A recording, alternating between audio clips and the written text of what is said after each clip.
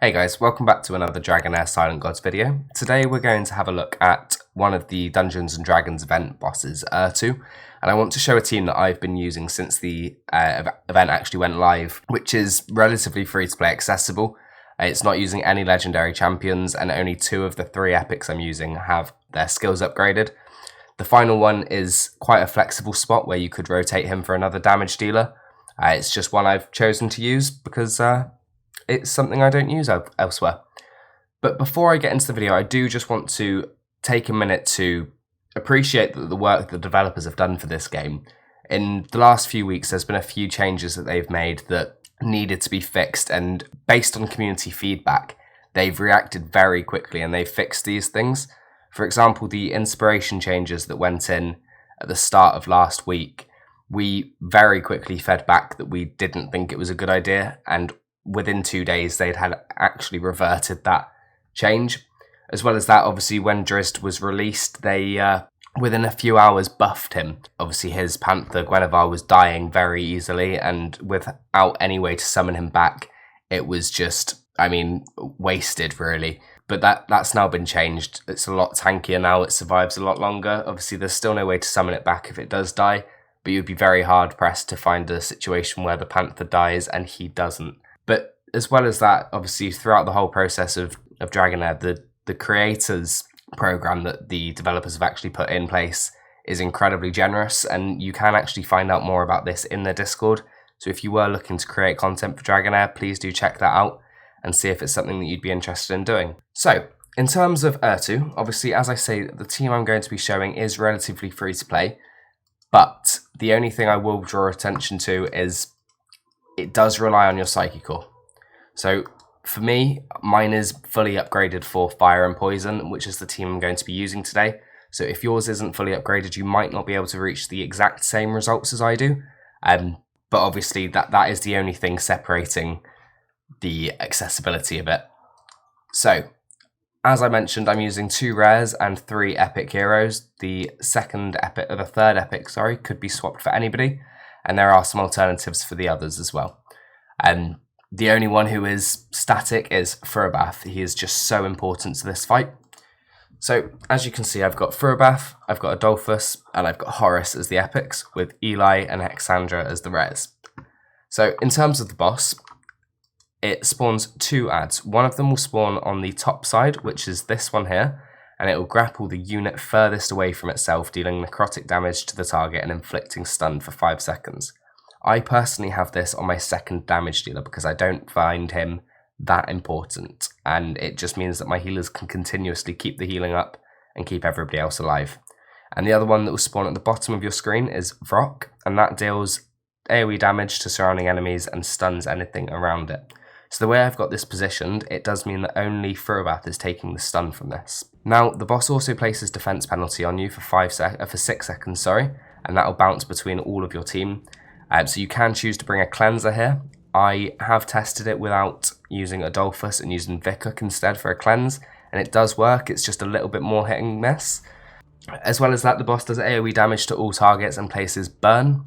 Well, sorry, that deals more damage to enemies under burn. The burn does come from another skill, so there you go. He inflicts 1 stack of burn to surrounding enemies every 5 seconds. See, the burn does do a lot of damage, which also makes it a lot, gives another reason to bring a cleanser such as Vikuk, but I found the best results using Adolphus here and just having more support.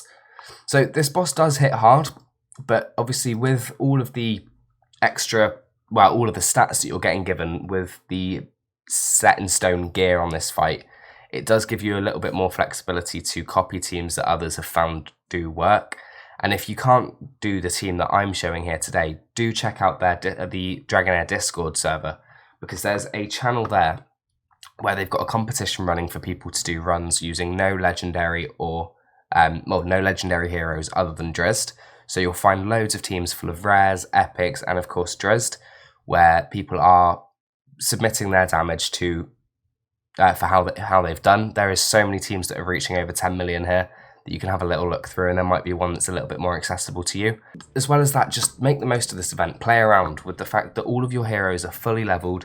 They've all got great gear on, apart from a few damage dealers who are labelled as support who really should be in better builds, like Sigrid. If Sigrid was in a damage build here, then it would be so much easier to clear this because the damage she does is absolutely insane. But if you have a look here, she's unfortunately in no damage at all. So they've really missed the beat on this. If these heroes actually had the damage that they were, well, the damage builds that they're capable of using, like Varesh, for example, as well, he's built with no damage at all. It would just give us more flexibility and more options to use. But instead, we are forced into using heroes that are specified for damage. And I think that's where Eli excels here, because he's gaining so many stats. Obviously, as a poisoner, he needs attack, he needs enlightenment, he needs accuracy, but he's also gaining 100% crit rate and 250% crit damage here. And he hits hard. And he really does carry this team in terms of damage. So, if we start the run here, I'll explain the positioning and the reason why we've got everybody placed here. So, as I mentioned, Horus is going to be taking the single target stun, and Furabath is the only one who's going to be taking the stun from the other summon.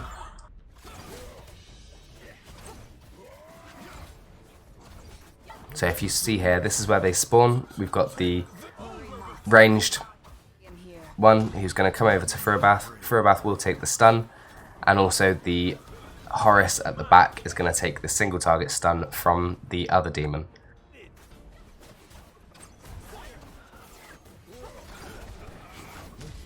But the reason we've got everybody gathered around Furabath here is because with his passive he is healing people frequently.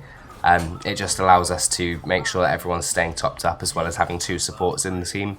It's the way I tested it and the way it feels safest. Obviously you may have seen teams very similar to this already. I do apologise, obviously we have got a limited amount of things we can test with, especially when it comes to free and accessible teams for everybody, so we're doing our best just to make sure that the teams we're showcasing are as reachable as possible for everybody. So what I'll do is I'll cut out here, I'll jump to the end of the run, I'll let you guys watch this play out and see how we get on.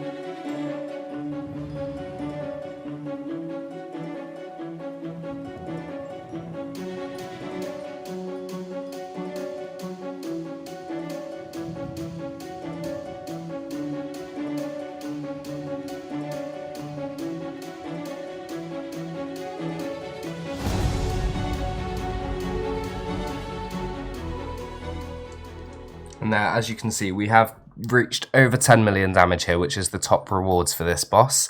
The vast majority of the damage coming from Eli. Obviously, Horus is doing a good amount as well, but he is interchangeable for anybody. You could use Errtu even as the free legendary here, especially if you've upgraded his skills. I haven't, so I went to use a different epic who has also not had his skills upgraded. So that there is loads of options who you could use in that 5th spot. As I say, please do check out their Discord channel for the event details to see what other teams people are using, to see how they're reaching their 10 million damage. Of course, as I mentioned at the start, this is very dependent on your Psyche Core upgrades. As you're gaining, for example, I'm gaining 39% attack and 15% damage reduction on all of my fire and poison heroes, so it does make a big difference, but at the very least this team will get you to 5 million damage for the second best rewards, and over time obviously you'll be able to upgrade that to hit 10 million if you're not already able to. So thank you very much for watching the video today, guys. Please do remember to like and subscribe if you're enjoying the content I'm putting out, and I'll see you in the next video.